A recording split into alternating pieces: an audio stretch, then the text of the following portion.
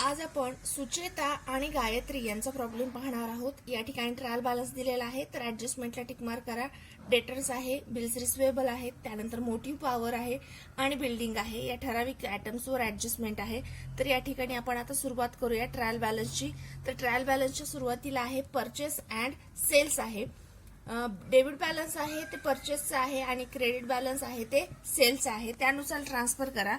Trading अकाउंटच्या डेबिटला to purchase 65,000 आणि trading अकाउंटच्या क्रेडिटला बाय सेल 1,85,500. त्यानंतरचा नेक्स्ट आयटम आहे वर्क्स मॅनेजर सॅलरी. आता वर्क्स मॅनेजर सॅलरी जे आहे ही आपण घेतो ट्रेडिंग अकाउंटच्या डेबिटला टू वर्क्स मॅनेजर सॅलरी 2,300. त्यानंतर आहे कॅपिटल. सुचेताचं कॅपिटल आपण त्याच्या कॅपिटल अकाउंटच्या डेबिटला म्हणजेच बॅलन्स शीटच्या लायबिलिटी साईडला आपण ट्रान्सफर करणार आहोत. बॅलन्स शीटच्या लायबिलिटीला अमाऊंट इनर कॉलमला 75,000. त्याचप्रमाणे गायत्रीचं सुद्धा कॅपिटल बॅलन्स शीटच्या लायबिलिटीला 40,000 इनर कॉलमला आपण घेतलेला आहे. यानंतर आहे ओपनिंग स्टॉक. ओपनिंग स्टॉक कुठे येणार तर ओपनिंग स्टॉक ट्रेडिंग अकाउंटच्या डेबिट साईडला 18,700. त्यानंतर डेटर्स अँड क्रेडिटर्स आहेत. बघा आता डेबिट बॅलन्स असतं ते डेटर्सचं असतं आणि क्रेडिट बॅलन्स असणार आहे ते क्रेडिटरचं असणार आहे. तर डेबिट बॅलन्स आहे 47,500. म्हणजेच हे डेटर्सचं बॅलन्स आहे. डेटर्सचं बॅलन्स आहे बॅलन्स शीटच्या असेटला घ्या, अमाऊंट इनरला का तर याच्यावर ऍडजस्टमेंट आहे. 47,500 डेटर्स आणि क्रेडिटर्स बॅलन्स शीटच्या लायबिलिटीला 35,000. त्यानंतर आहे वेजेस अँड सॅलरी. आता वेजेस अँड सॅलरी पहा तर सुरुवातीला काय आहे इथं वेजेस आहे. मग वेजेस आपण कुठे ट्रान्सफर करतो तर ट्रेडिंगला ट्रान्सफर करतो. जर या ठिकाणी असं असतं सॅलरी अँड वेजेस असतं तर सुरुवातीला काय आलं असतं सॅलरी. जर सुरुवातीला सॅलरी असेल तर प्रॉफिट लॉसला घ्या आणि जर सुरुवातीला वेजेस असेल तर कुठे घेणार आपण ट्रेडिंग अकाउंटला घेणार. त्या पद्धतीने ट्रेडिंग अकाउंटला अमाऊंट 4,000. त्यानंतर बिल्स रिसिवेबल. बिल्स रिसिवेबल ही तुमची ऍसेट आहे. ऍसेटला घ्या अमाऊंट इनर कॉलमला का तर याच्यावर ऍडजस्टमेंट आहे. त्यानंतर बिल्स पेबल आहेत. बिल्स पेबल लॅबिलिटी आहे बॅलन्स शीटच्या लॅबिलिटीला 27,300. नेक्स्ट आहे डिस्काउंट. आता या डिस्काउंटचं बॅलन्स देत असताना कुठे दिले पहा. डिस्काउंटचं बॅलन्स देत असताना तुम्हाला क्रेडिट साईडला दिलेला आहे, बरोबर आहे. क्रेडिट अमाऊंटच्या कॉलममध्ये दिले.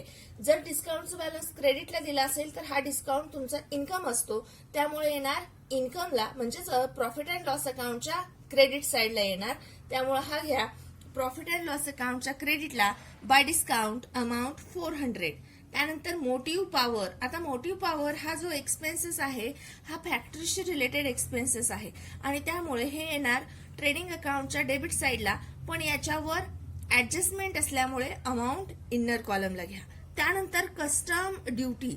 आता कस्टम ड्युटी जी आहे ही कस्टम ड्युटी हा सुद्धा एक्सपेन्सेस आहे, पण हा ट्रेडिंग अकाउंटचा डायरेक्ट एक्सपेन्सेस असल्याने आपण घेणार आहोत ट्रेडिंग अकाउंटच्या डेबिट साईडला. त्यानंतर आहे इंटरेस्ट. आता पहा इंटरेस्ट सुद्धा देत असताना इंटरेस्टचं बॅलन्स कुठे दिले क्रेडिटला दिले, बरोबर आहे.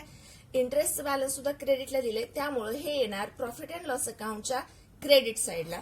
त्या पद्धतीनं बाय इंटरेस्ट 1,300. त्यानंतर आहे अनप्रोडक्टिव्ह वेजेस. आता फक्त वेजेस असतं तर आपण कुठे घेतलं असतं ट्रेडिंगला घेतलं असतं, बरोबर आहे.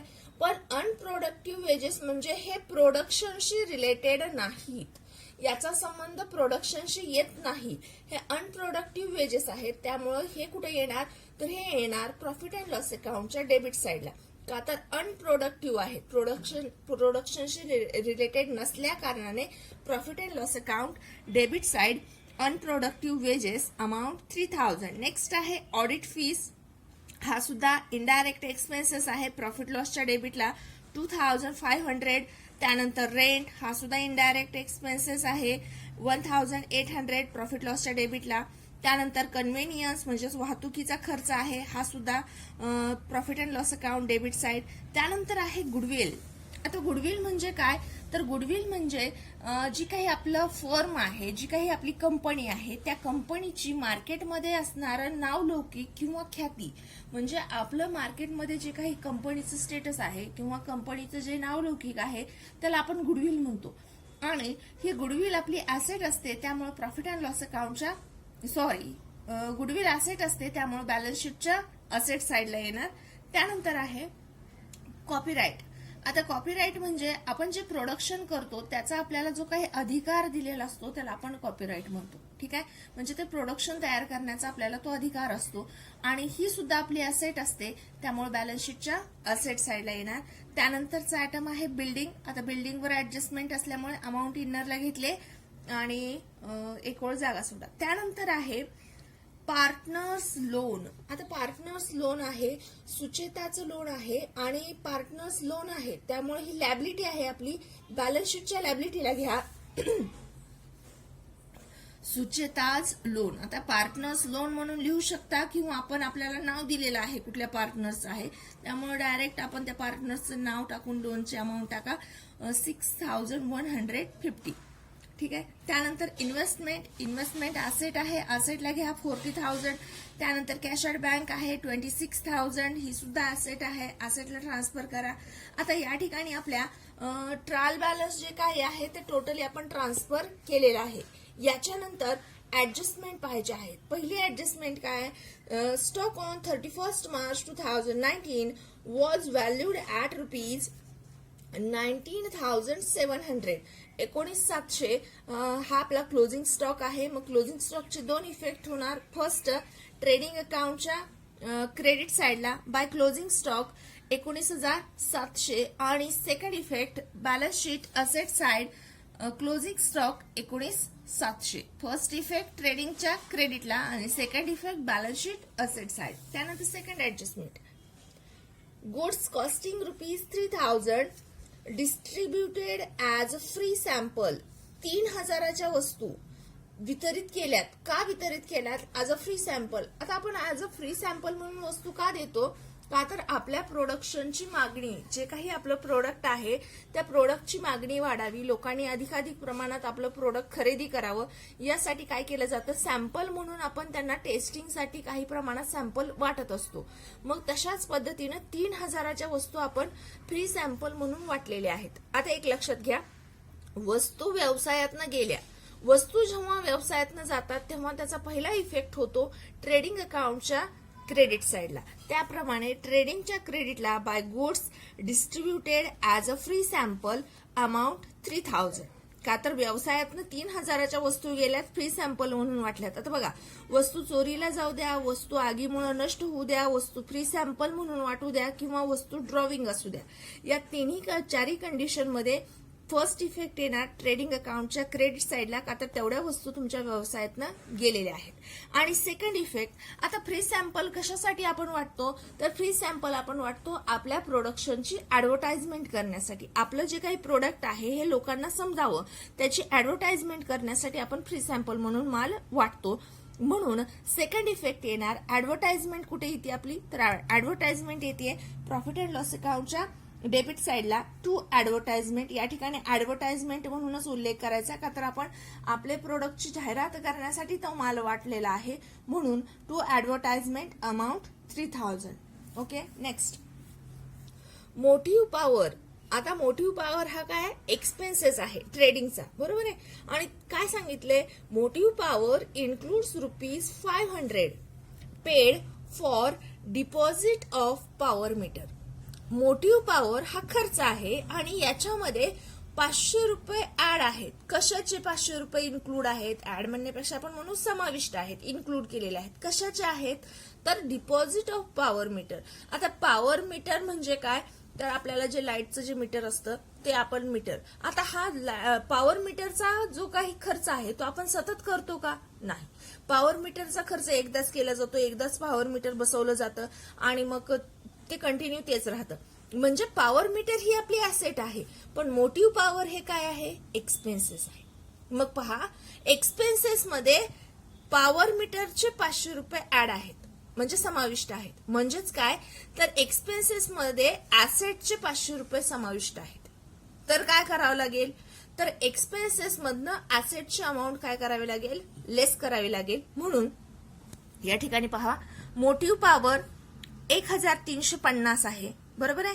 आणि ह्या ही मोठी पॉवर एक्सपेन्सेस आहे आणि या एक्सपेन्सेस मध्ये पॉवर मीटर, ही पॉवर मीटर काय आपली ऍसेट आहे, तर ही ऍसेट एक्सपेन्सेस मध्ये चुकून आलेली आहे, त्यामुळे आपण ऍसेट एक्सपेन्सेस मधनं लेस केली. आउटरला किती राहिले, 850 राहिले. आता जी ऍसेट आपण लेस केली आहे ही ऍसेट आपण ऍसेटला ट्रान्सफर करायची या ठिकाणी पॉवर मीटर. पॉवर मीटर ही आपली ऍसेट आहे, कारण आपल्या घरी प्रत्येकाच्या घरी लाईटचं मीटर असतं. हे मीटर आपण सतत बदलतो का, नाही बदलत. ही ऍसेट आहे. हे कॅपिटल एक्सपेंडिचर आहे. आपण पाहिलं एक्सपेंडिचरचे प्रकार, types of expenditure, revenue expenditure आणि कॅपिटल एक्सपेंडिचर. तर हा कॅपिटल एक्सपेंडिचर आहे, म्हणजे एकदाच करावा लागणारा खर्च आहे, त्यामुळे ही ऍसेट आहे आणि ऍसेट असल्याने ऍसेटला ट्रान्सफर करा amount 500. Okay, next. Depreciate building at the rate 5%. बिल्डिंगवर 5% depreciation आहे, करा लेस. बिल्डिंग मधनं अमाऊंट आहे बिल्डिंगची 88,000 आणि डिप्रिसिएशन येणार लेस 5% डिप्रिसिएशन 4,400 आहे आणि आउटरला अमाऊंट येणार 83,600. आणि जे डिप्रिसिएशन आपण लेस केलेलं आहे, आता डिप्रिसिएशन मुळे ऍसेटचं व्हॅल्युएशन कमी होतं आणि डिप्रिसिएशन म्हणून जी अमाऊंट लेस केली त्याचा सेकंड इफेक्ट होणार तुमच्या प्रॉफिट अँड लॉस अकाउंटच्या डेबिट साइडला. To depreciation on building 4,400. ठीक आहे, नेक्स्ट. आता इथं पहा, आता ऍडजस्टमेंट देत असताना पहा काय केलेलं आहे. पाचवी ऍडजस्टमेंट जे आहे ते बॅड डेब्ट्सची आहे, आरडीडीची आहे, तुमच्या लक्षात आले. आणि सहावी ऍडजस्टमेंट कशाची आहे, तर सहावी ऍडजस्टमेंट आहे bills receivable included dishonour of bill of ₹4,000. आता हे जे डिसऑनर झालेलं बिल आहे ते बिल्स रिसिवेबल मध्ये ऍड आहे. म्हणजे आपल्याला काय करावं लागणार आहे, अगोदर ही सहावी ऍडजस्टमेंट सोडवावी लागणार आहे, त्यानंतर पाचवी, कारण ही डेटर्सशी रिलेटेड आहे. डेटर्सशी रिलेटेड असल्याने आपल्याला ही सहावी ऍडजस्टमेंट अगोदर सोडवावी लागेल. लक्षात घ्या, सहावी अगोदर सोडवावी लागेल, नंतर पाचवी, का तर आरडीडी आपला बदलतो त्यासाठी. तर त्यानुसार पहा काय सांगितलं आपल्याला. बिल्स रिसिवेबल मध्ये डिसऑनर बिल. डिसऑनर म्हणजे काय, ज्या बिलाचं अनादरण झालंय. अनादरण म्हणजे काय, जी ड्यू डेट असते त्या ड्यू डेटला त्या बिलाचे जर आपल्याला पैसे मिळत नसतील तर त्याला म्हटलं जातं dishonour of bill. Due date म्हणजे काय, तर पैसे मिळण्याची तारीख, बिलाचे पैसे मिळण्याची तारीख म्हणजे ड्यू डेट असते आणि त्या तारखेला जर बिलाचे पैसे मिळत नसेल तर त्याला म्हटलं जातं डिसऑनर ऑफ बिल. मग तसंच बिलाचं डिसऑनर झालंय, देय तारखेला आपल्याला बिलाचे पैसे मिळालेले नाहीत. म्हणून आपण काय केलं, बिल्स रिसिवेबल आपली ऍसेट आहे, म्हणजे 22,000 आपल्याला मिळणार आहेत. त्याचे बिल्स आपल्याकडे आहेत, ते 22,000 आपल्याला मिळणार आहेत, बरोबर आहे.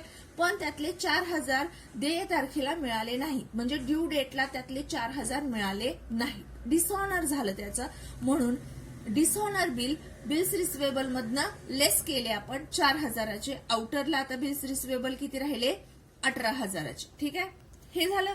त्यानंतर पहा, आता जे डिसऑनर बिल आहेत जे आपण लेस केले. आता बघा, एखाद्या व्यक्तीकडनं आपल्याला पैसे मिळणार असतात, बरोबर आहे. पैसे मिळणार आहेत म्हणून त्याच्या नावे आपण बिल सुद्धा काढलेलं आहे आणि बिल काढले म्हणून ते एवढे पैसे आपल्याला मिळणार आहेत हे आपण ग्राह्य धरलं. पण ते बिल काढलं, मग त्या बिलाचं डिसऑनर झालं, म्हणजे अनादरण झालं, देय तारखेला त्या व्यक्तीनं पैसे दिले नाही. म्हणजेच परत काय झालं, आपले तेवढ्या किमतीने डेटर्स वाढले. जेवढे बिलाचं डिसऑनर झालंय तेवढ्याच किमतीनं परत डेटर्स वाढतात. म्हणून डिसऑनर बिल काय केले जातात, डेटर्स मध्ये ऍड केले जातात. का तर डिसऑनर बिल्स रिसिवेबल डिसऑनर असती, जेवढ्या किमतीचे बिल्स रिसिवेबल डिसऑनर झालेले आहेत तेवढ्याच किमतीने आपले डेटर्स वाढतात.